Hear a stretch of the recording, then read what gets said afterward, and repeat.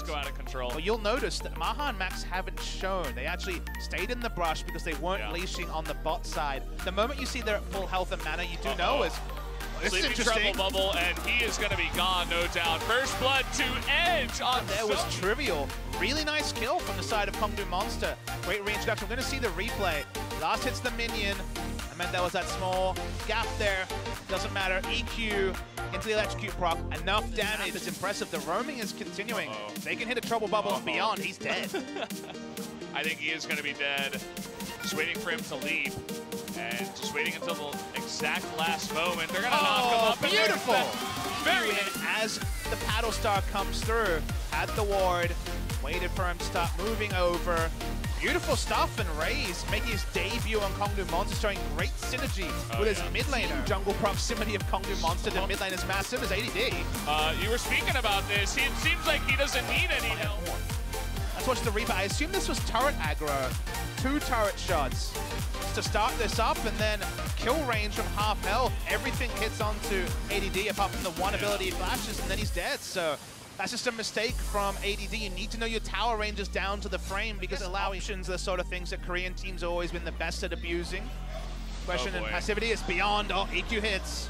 Well, Zoe misses everything, so I guess they'll finish her off a little bit later as the Cataclysm does come down. Now they're looking for Max as well. Sleeping Trouble Bubble is not going to hit onto... Actually, it does. The zone hits Maha in the back. After they take the Janna out, they're going to continue going. Another miss Sleeping Trouble Bubble.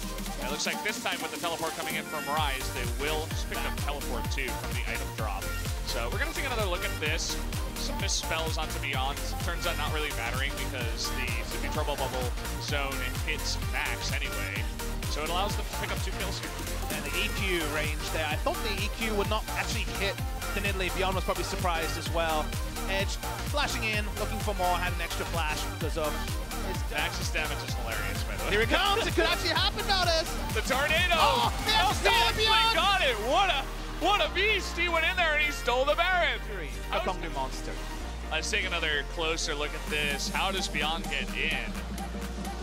He goes to the side, flashes over, and then instinctually presses Smite. They already had a control ward in there. Kongdu Monster focused on DPSing down the Barons that we talked about it in picks and bans. Team fight-wise, they're in Struggle Street is bot lane.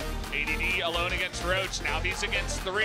He is going to get knocked up. Make that 4. Make that 5 as Edge comes in. Guardian Angel can only save you for so long. Although, what the hell gets out of there with the warp away, the Realm Warp from Rise. The 5v5 are possible unless one of those bubbles hits.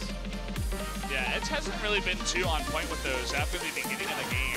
Creating flash for flash, but here we go now. Orange ultimate hits up 3, and you can see Maha in the back immediately gets taken out, and the damage coming out from Edge will take out ADD. Ian is alone against 4 other members. It's a double kill for Roach on the Ornn, and so much for feel good out of MVP because they're not feeling pretty good after that team fight. And the team comp is set up for early game skirmishing and then backup siege. Unfortunately, a gold disadvantage when you're sieging means that the engage god himself, Ornn, calls for that forage god. They're going to lose the inhibitor. Still 25 seconds on Ian. They might go for more. They might even go for the end. Roach has his ult again.